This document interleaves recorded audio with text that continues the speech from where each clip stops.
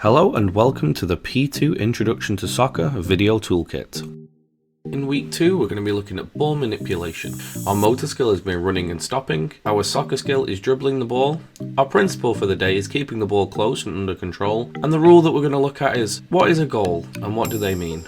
Just as we did in the previous week, our warm-up should be free moving in a designated area. Ask players to try different moves and suggest things like toe touches, tick-tocks, pullbacks, shuffling and skipping. Our first activity of the day is traffic lights.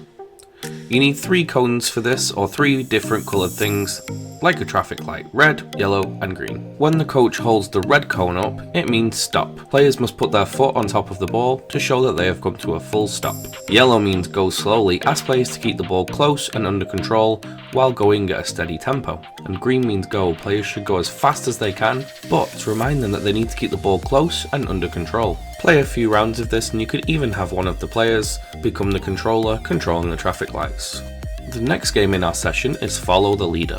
Put your group into pairs and have 1 soccer ball between the group. You can number your players 1 and 2 or A and B in their individual groups to make it easier. Player A will not have a ball. Player B needs a ball. Player A is trying to get away from player B, whilst player B is dribbling their soccer ball and trying to catch up.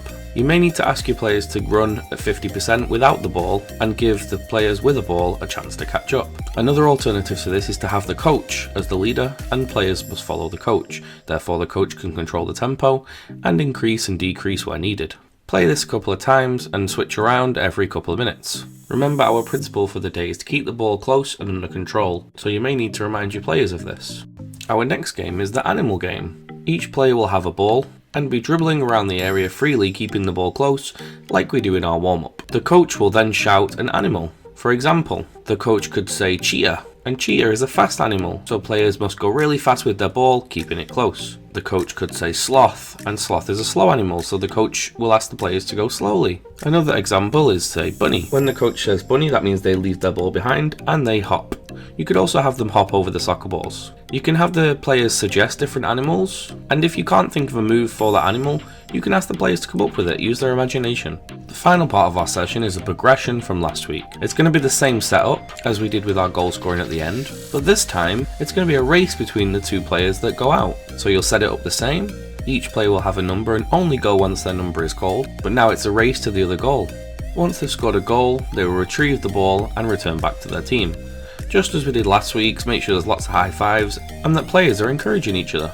Remember, at the end of the session, bring players in to either kneel down or to take a seat and go over the things that you've learned in that session. Ask players if they've learned anything, any new words, any new tricks, and then send them home with a cheer at the end. Thank you very much for watching. For the rest of the curriculum and for more videos just like this, you can visit our various social medias or visit us at p2.soccer.